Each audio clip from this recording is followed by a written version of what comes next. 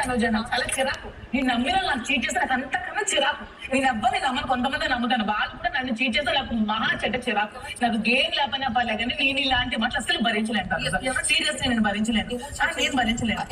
నేను భరించలేను. నేను ఆ మాటలు కూడా భరించలేను. నీ మాటలు కూడా నేను తీసుకోలేను. మీరు చాలా ఈజీగా తీసుకోగలిగామో నేను తీసుకోలేను. చాలా ఎమోషనల్ కనెక్ట్ అవుతాను కొంతమందితో.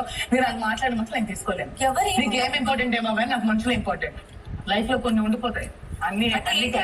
ఎవరు వాళ్ళు దొంగతనం చేసినా నువ్వు పంచుతానని నువ్వు మాట ఇచ్చావా? మరి ఇప్పుడు నా దగ్గర డబ్బులు కూడా నాకు పంచాల్సిన అవసరానికి పంచుతానని చెప్పాను.